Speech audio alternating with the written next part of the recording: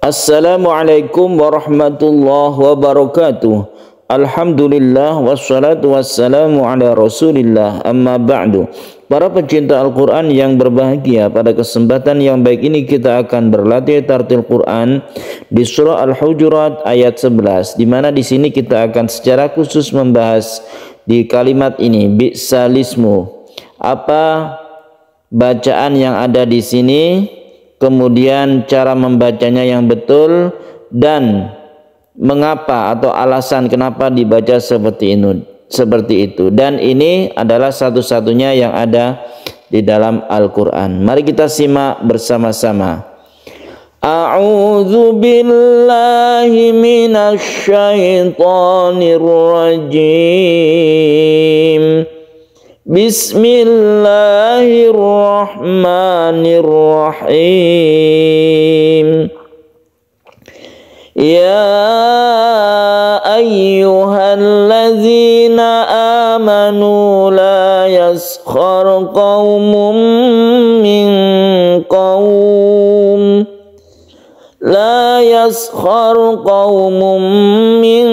qaumin asa an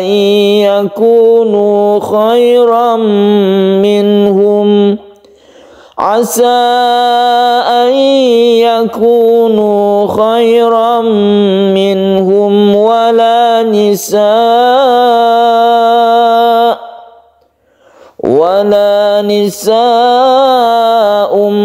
min nisa'in asa an yakunna khairan minhun wala talmizu anfusakum wala tanabazu bil alqab. Bi'salismul fusuqu ba'dal iman wa man lam yatub fa ulaika humuz zalimun.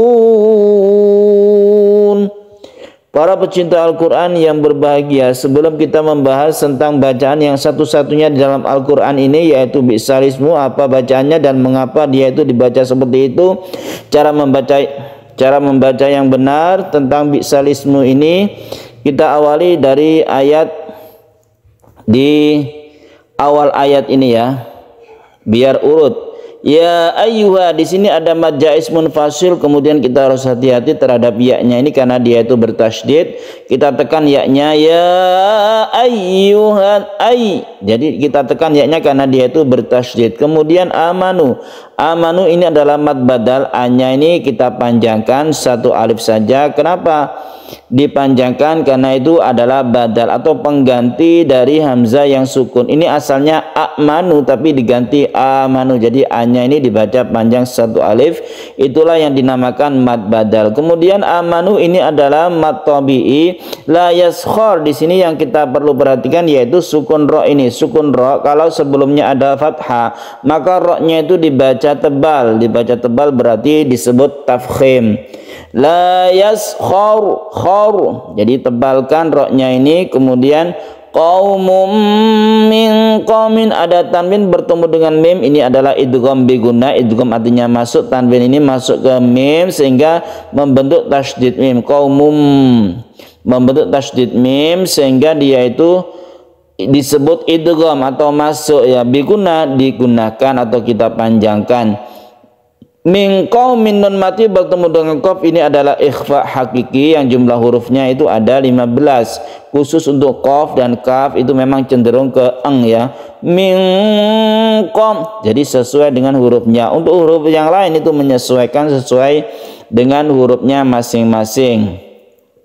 Kemudian ada tanwin bertemu dengan ain, ini kita sebut dengan idhar halqi karena hurufnya itu ada di halqi atau tenggorokan.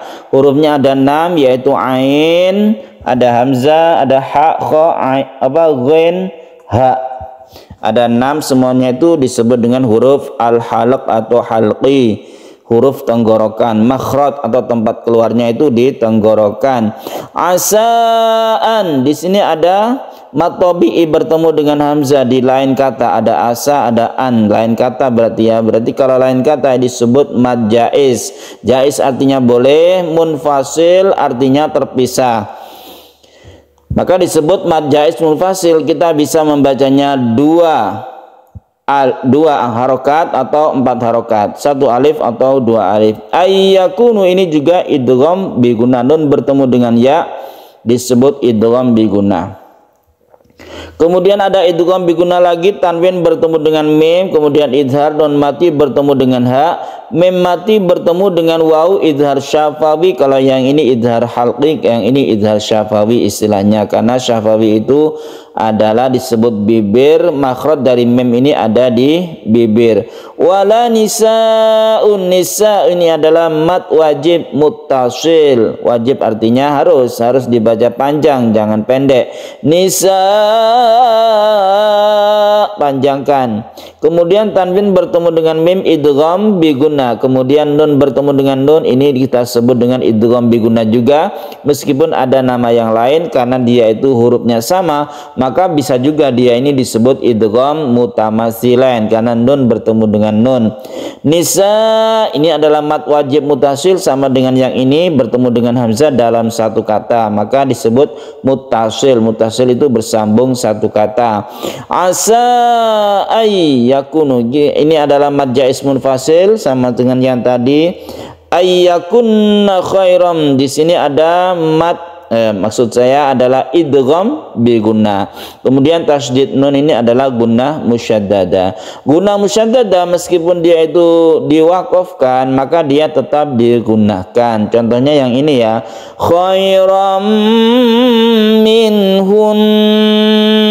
Jadi ditahan membacanya, tidak langsung minhun, bukan seperti itu, karena dia itu bertasydid maka digunakan. Khairam minhun, hunya tetap pendek, langsungkan ke nun, tasydid nun. Jadi bukan seperti ini minhun, bukan, tapi langsungkan ke nun. Minhun khairam minhun. Ini dimaksudkan adalah supaya tasydid nun ini tidak hilang, karena suara kita menunjukkan tulisan tersebut ya. Karena ini adalah gunnah musyaddada yang merupakan tasydidnya itu adalah tasydid yang asli, maka dia tetap berdengung. Khairam minhun. Kemudian kita berhenti di sini, boleh berhenti, boleh terus, karena ini adalah waqaf jaiz. Waqaf jim ini disebut jaiz. Jaiz artinya boleh. Wala talmizu anfusakum. Talmizu anfusakum, ada dua kata, ada talmizu, ada anfusakum, maka ini disebut dengan mad jaiz munfasil, dibaca 1 atau 2 alif. Anfusakum, ada ikhfa yang dibaca samar dan kita dengungkan juga.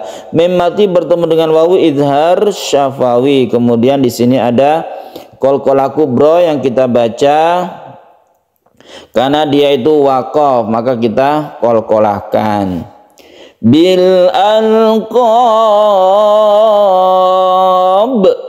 jadi dipantulkan, dan ini termasuk mad arid lisukun. Karena apa? Karena ada mad tabi'i menghadapi huruf yang disukun, sehingga disebut mad arid lisukun. Panjangnya boleh sampai 3 alif. Kemudian kita berhenti di sini karena tanda wakaf ini disebut tanda wakaf al-waqfu aula, wakaf itu lebih utama.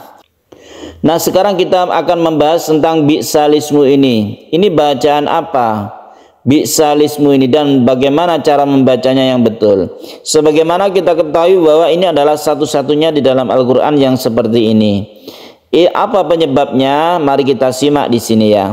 Jadi ini asalnya adalah ada ismu. Al-ismu ini asalnya.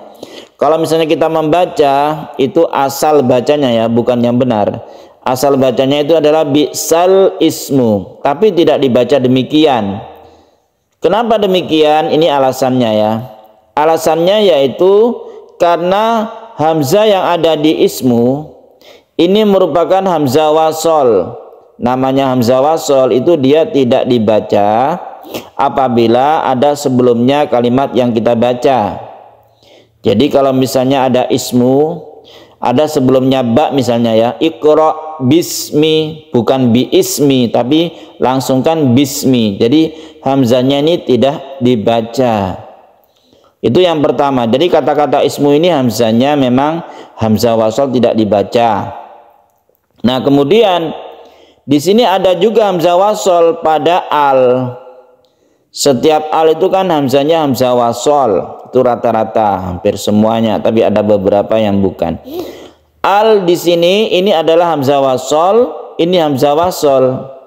Jadi ini tidak dibaca, ini pun tidak dibaca. Kalau kita baca bi'sal ismu, nah ini kurang betul dan tidak betul membacanya karena ini tidak dibaca kalau sebelumnya ada. Oleh karena itu ini bacaan disebut bacaan naklun atau nakol. Artinya apa? Nakol atau naklun itu artinya berpindah. Harokatnya itu kita pindah dari asalnya itu ismu, ini dipindah ke sebelumnya yaitu di lam. Jadi bacanya itu lis.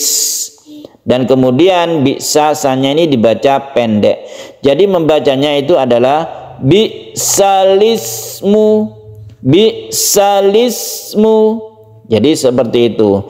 Bacaan nakol alasannya karena hamzah wasol yang dia itu tidak dibaca ketika wasol, dan cara membacanya itu adalah digeser harokatnya ke yang lam karena hamzah wasol juga yang ada di sini. Jadi lam ini diantara dua hamzah wasol, itu bacaan naklun atau nakol yang artinya berpindah. Apanya yang berpindah? Harokatnya, letak harokatnya, dan cara membacanya itu dipendekkan bi'salis, bi'salis, jadi langsung lam lis.